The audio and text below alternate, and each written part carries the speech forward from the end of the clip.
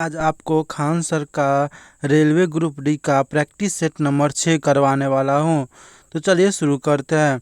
तो पहला क्वेश्चन है, लखनऊ में 1857 के विद्रोह का नेतृत्व किसने किया था? तो लखनऊ में 1857 के विद्रोह का नेतृत्व जो है वो बेगम हजरत अली ने किया था। तो इसका करेक्ट आंसर हो जाएगा बी सही हो जाएगा, इसका बी करेक्ट आंसर हो जाएगा। दूसरा में, भारत के मुख्य चुनाव आयुक्त का कार्यकाल कितना होता है? तो भारत के मुख्य चुनाव आयुक्त का कार्यकाल जो होता है वो 6 वर्ष की अवधि या 65 वर्ष की आयु तक, जो भी पहले हो। तो इसका जो आंसर हो जाएगा ऑप्शन नंबर सी इसका करेक्ट आंसर हो जाएगा। तो चलिए क्वेश्चन नंबर 3 पे चलते हैं। सुएज नहर जो वाणिज्य के लिए अत्यंत महत्वपूर्ण है, निम्नलिखित में से किस देश में बनाई गई थी? सुएज नहर जो है वो मिस्र में बनाई गई थी। तो इसका ऑप्शन नंबर जो ए हो जाएगा करेक्ट आंसर हो जाएगा। तो चलिए क्वेश्चन नंबर 4 पे चलते हैं। 4 में दिया गया, भारतीय राष्ट्रीय कवि रामधारी सिंह दिनकर को उनकी किस रचना के लिए उसे ज्ञानपीठ पुरस्कार से सम्मानित किया गया था? तो यहाँ पे ज्ञानपीठ पुरस्कार जो रामधारी सिंह दिनकर को ज्ञानपीठ पुरस्कार किस रचना के लिए मिला था? तो इसके जो उर्वशी हो जाएगा, इसका उर्वशी रचना के लिए उसको जो है वो ज्ञानपीठ पुरस्कार मिला था। तो चलिए क्वेश्चन नंबर 5 पे चलते हैं।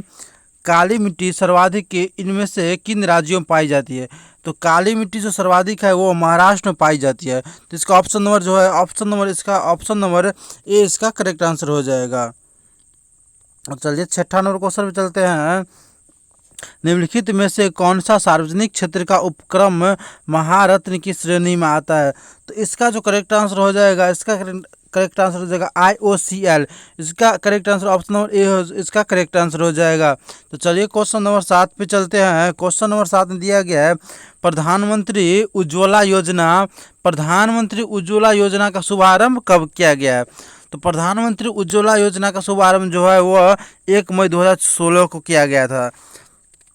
तो इसका करेक्ट आंसर क्या हो जाएगा? 1 मई 2016। इसका करेक्ट आंसर डी हो जाएगा। तो चलिए अगले क्वेश्चन की तरफ चलते हैं। निम्नलिखित में से किसकी निर्माण अकबर ने नहीं कराया था? तो यहाँ पे क्वेश्चन दिया गया है जिसका जो अकबर निर्माण नहीं कराया था। तो इसका जो सही आंसर हो जाएगा वो दिल्ली का जामा मस्जिद हो जाएगा। तो इसका जो सही आंसर क्या हो जाएगा? जामा मस्जिद हो गया, सी हो जाएगा, इसका करेक्ट आंसर हो जाएगा। नम्मा में क्वेश्चन में है, ग्रेनाइट चट्टाने में किस प्रकार की चट्टानी होती है? तो ग्रेनाइट चट्टाने जो है वो आग्नेय चट्टाने होते हैं। तो इसका ऑप्शन नंबर बी जो है करेक्ट हो जाएगा। अगला क्वेश्चन में, सुंदरवन का डेल्टा निम्नलिखित में से किन नदियों द्वारा निर्मित है? तो सुंदरवन का डेल्टा जो है वो गंगा और ब्रह्मपुत्र नदी द्वारा निर्मित होता है। इसका जो आंसर हो जाएगा बी हो जाएगा, गंगा और ब्रह्मपुत्र नदी हो जाएगा। तो चलिए क्वेश्चन नंबर 11 नंबर पे चलते हैं। तो क्वेश्चन नंबर 11 में दिया गया है, भारत में आर्थिक सर्वेक्षण को केंद्रीय बजट से कब अलग कर दिया गया था? तो भारत में जो आर्थिक सर्वेक्षण को केंद्रीय बजट से 1964 में अलग किया, तो 1964। तो इसका जो करेक्ट आंसर हो जाएगा 1964 हो जाएगा, ऑप्शन नंबर सी हो जाएगा। अगला क्वेश्चन है, भारत किस वर्ष संयुक्त राष्ट्र संघ में शामिल हुआ था? तो भारत जो है वो किस वर्ष संयुक्त राष्ट्र संघ में शामिल हुआ था? तो इसका जो है करेक्ट आंसर क्या हो जाएगा? भारत संयुक्त राष्ट्र संघ में कब शामिल हुआ था? तो इसका जो सही आंसर हो जाएगा 1945 हो जाएगा, ऑप्शन नंबर ए सही आंसर हो जाएगा 1945। 13वां नंबर क्वेश्चन में है, टोक्यो 2020 ओलंपिक संचालन समिति का अध्यक्ष निम्नलिखित में से किसे चुना गया था? तो टोक्यो 2020 का ओलंपिक संचालन समिति का अध्यक्ष जो है वो शिको हाशिमोतो को चुना गया था। तो इसका जो करेक्ट आंसर क्या हो जाएगा? बी इसका करेक्ट आंसर हो जाएगा। तो चलिए 14 नंबर क्वेश्चन पे चलते हैं। अंतर्राष्ट्रीय महिला दिवस, इंटरनेशनल वुमेन्स डे, अंतर्राष्ट्रीय महिला दिवस कब मनाया जाता है? तो अंतर्राष्ट्रीय महिला दिवस है वो 8 मार्च को मनाया जाता है। तो इसका करेक्ट आंसर क्या हो जाएगा? ए हो जाएगा, 8 मार्च हो जाएगा। तो चलिए अगले क्वेश्चन में चलते हैं। राष्ट्रीय सुरक्षित मातृत्व दिवस कब मनाया जाता है? नेशनल सेफ मदरहुड डे ये जो है वो कब मनाया जाता है?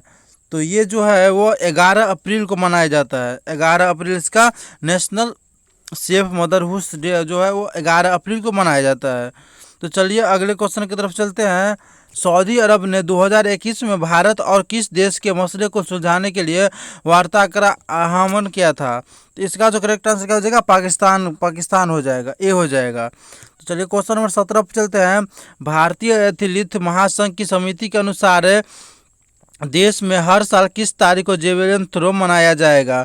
तो जेवेलियन थ्रो डे पूछ रहा है, तो जेवेलियन थ्रो कब मनाया जाता है? वो 7 अगस्त को मनाया जाता है। तो इसका क्या हो जाएगा? ऑप्शन बी नंबर सही हो जाएगा, 7 अगस्त। तो चलिए अगले क्वेश्चन पर चलते हैं। 18 नंबर क्वेश्चन पे, एशियाई विकास बैंक एडीबी ने 2021 से 22 में भारत की जीडीपी वृद्धि के अपने पूर्वानुमान को घटाकर कितने प्रतिशत कर दिया गया है? तो इसका जो करेक्ट आंसर क्या हो जाएगा? इसका हो जाएगा 10% हो जाएगा। तो चलिए अगले क्वेश्चन की तरफ चलते हैं। निम्न में से किस देश ने 2021 में 5 से 11 साल के बच्चे के लिए फाइजर टीके को मंजूरी प्रदान की है? तो इसका जो करेक्ट आंसर हो जाएगा तो हो जाएगा इसका अमेरिका हो जाएगा। ऑप्शन नंबर इसका बी जो है करेक्ट आंसर हो जाएगा, अमेरिका। तो चलिए क्वेश्चन नंबर 20 पे चलते हैं। दिसंबर 2021 में किस राज्य के पुलिस ने call your cop mobile app launch किया है? तो इसका जो हो जाएगा वो नागालैंड हो जाएगा। ऑप्शन नंबर डी सही हो जाएगा, नागालैंड हो जाएगा। तो चलिए क्वेश्चन नंबर 21 की तरफ चलते हैं। क्वेश्चन नंबर 21 में है, एनीमोमीटर का उपयोग मापने में किया जाता है? तो एनीमोमीटर का उपयोग जो होता है वो पवन का वेग मापने में किया जाता है। इसका जो करेक्ट आंसर क्या हो जाएगा? पवन का वेग, बी हो जाएगा। 22 नंबर क्वेश्चन में है, गति का द्वितीय नियम दर्शाता है? तो गति का द्वितीय नियम क्या दर्शाता है?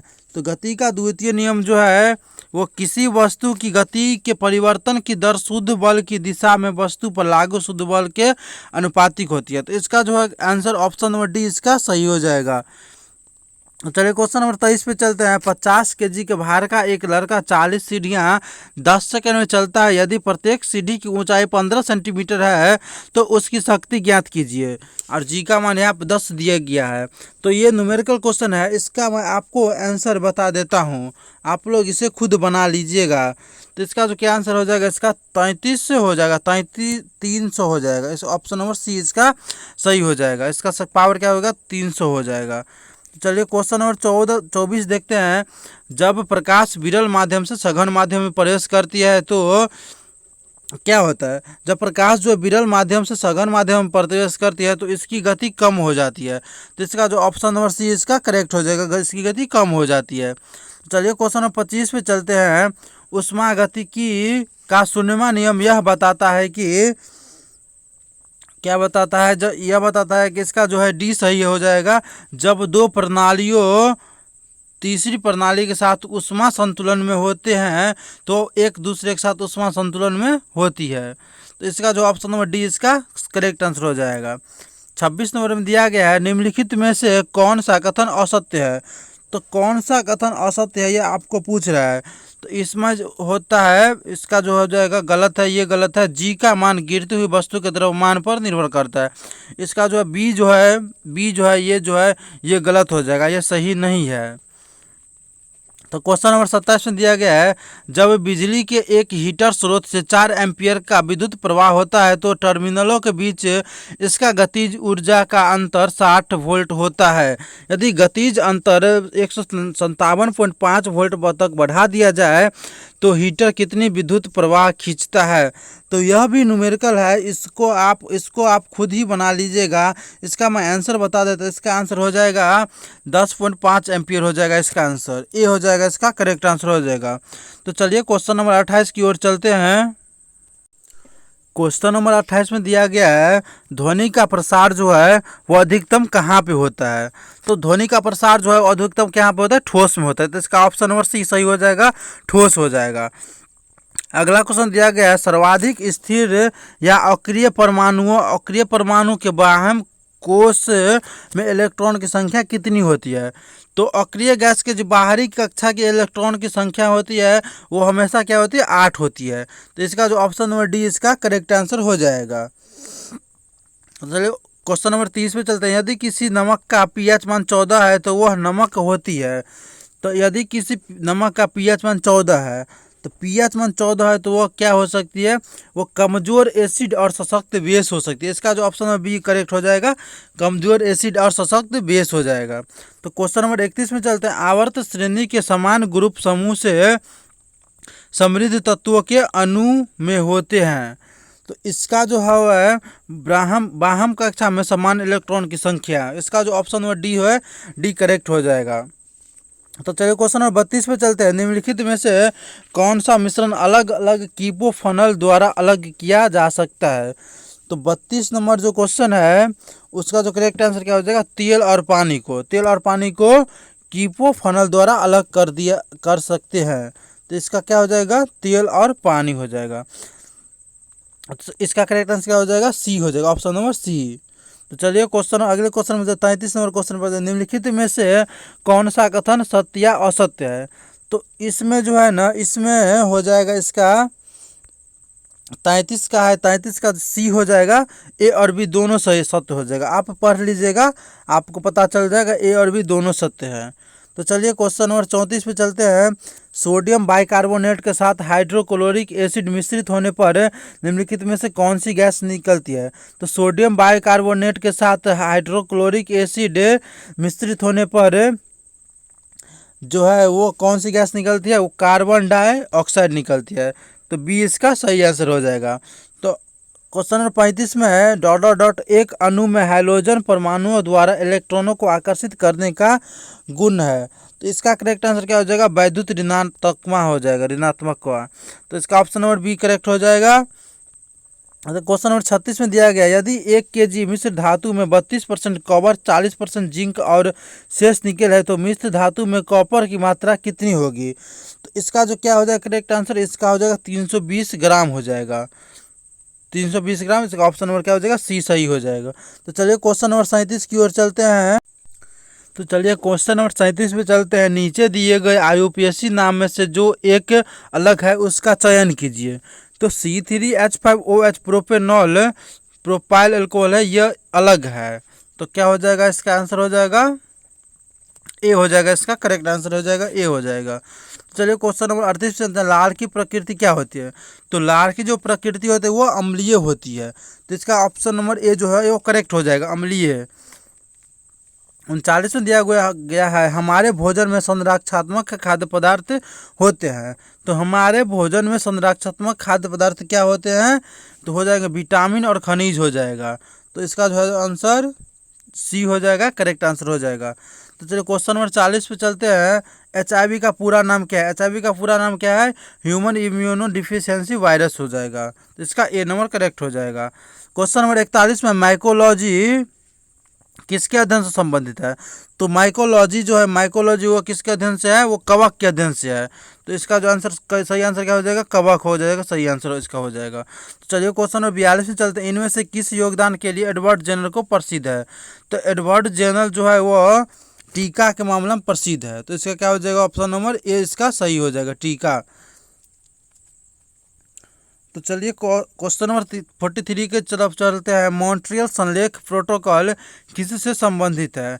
तो मॉन्ट्रियल संलेख जो है वो ओजोन परत, ओजोन अवशेष से संबंधित है। तो इसका ऑप्शन नंबर ए करेक्ट हो जाएगा और ओजोन अवशेष हो जाएगा। तो चलिए क्वेश्चन नंबर 44 पे चलते हैं। हार्डवेयर इक्विपमेंट से कंप्यूटर बना होता है।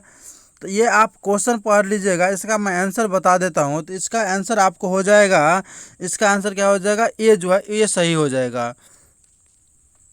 Monitor, central processing unit, CPU, keyboard, mouse, software और नेटवर्क, ये होता है एक हार्डवेयर इक्विपमेंट से होता है।